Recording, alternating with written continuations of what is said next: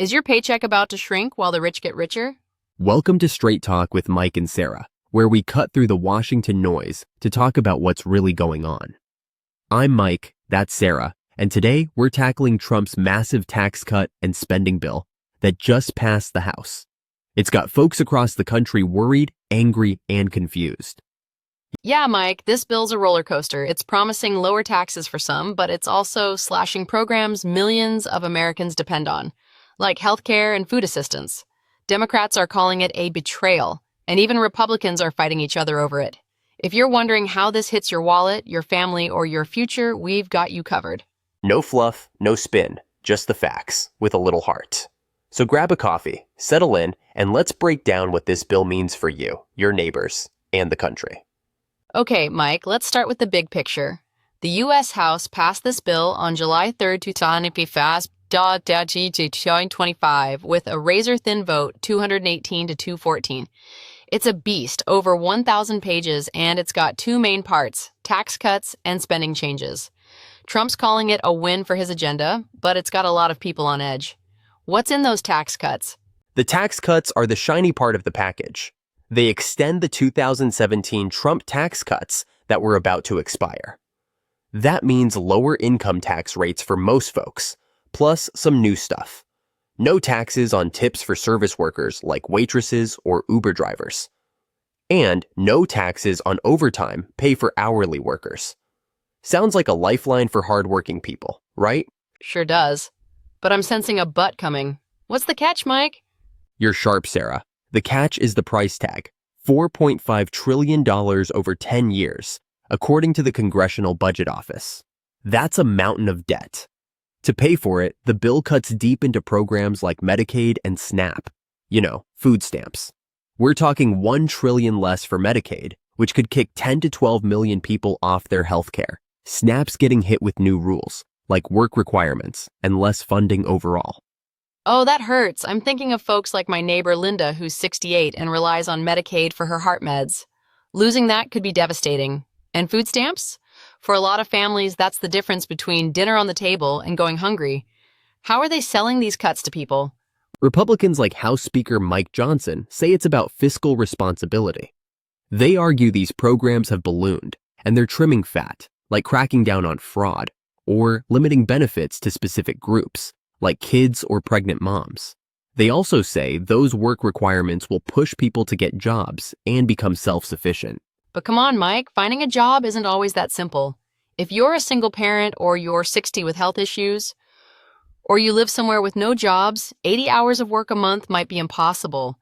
It feels like they're punishing people for being down on their luck. Exactly, Sarah. That's why Democrats, like California Governor Gavin Newsom, are livid.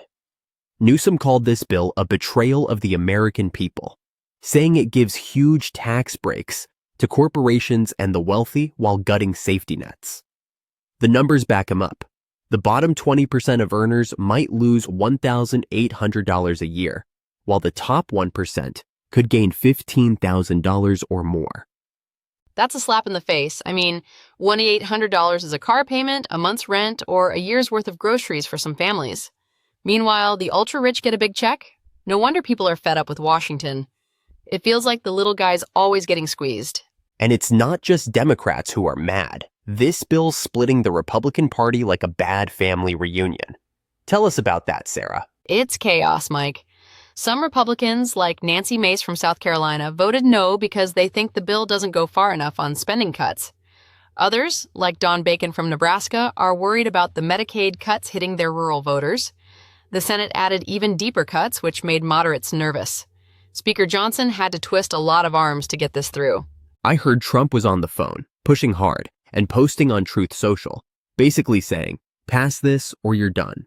Even Elon Musk, who's been tight with Trump, slammed the bill on X, calling it a budget-busting disaster for adding $3.3 trillion to the national debt. When Musk and moderate Republicans agree, you know it's a mess. Totally. And Democrats aren't sitting quiet. House Minority Leader Hakeem Jeffries pulled a marathon, speaking for 9 hours on the House floor against the bill. 9 hours. He called it a giveaway to billionaires while everyday Americans lose their safety net. That kind of passion shows how high the stakes are. 9 hours? I'd need a nap and a Red Bull. But seriously, this bill's exposed how divided everyone is. Republicans, Democrats, even the public. Trump's planning a big signing ceremony on July 4th, like it's a patriotic win, but a lot of folks aren't celebrating. All right, Mike, let's talk straight to our listeners. What does this bill mean for them? If you're watching this, you're probably wondering, how's this going to hit my bank account, my healthcare, my kids? If you're on Medicare or Medicaid, brace yourself. Those Medicaid cuts could mean higher costs for things like doctor visits or nursing homes. If you're on SNAP, new work rules might make it harder to get help. But if you're a small business owner or make good money, those tax cuts could mean more cash in your pocket, maybe a few $100 a year. But don't forget the long game, Mike. Adding $3.3 trillion to the debt could mean higher taxes down the road or cuts to Social Security. And some economists are warning about inflation. Think higher prices for gas, groceries, everything. That hits everyone, especially if you're on a fixed income. It's a lot to take in, and it's okay to feel overwhelmed. You work hard, you pay your taxes, and then you hear about a bill that seems to favor the wealthy over the rest of us. It's enough to make you want to scream. But here's the thing, this bill isn't law yet. It's waiting for Trump's signature, and public pressure can still make a difference. Absolutely. Call your senator, write to your congressman, talk to your friends. Your voice can shake things up. And we want to hear from you. Drop a comment below. Are you stressed about losing health care? Angry about the debt? Maybe you're excited about the tax cuts? Let's talk about it.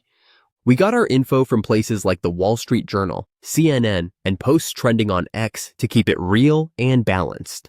Check the description for links if you want to read more. Thanks for joining us, folks. If this hit home, give us a like, subscribe, and hit that bell so you don't miss our next episode. We're here every week breaking down the news that matters to you. Stay strong, stay informed, and look out for each other. This is Mike and Sarah signing off. Catch you next time.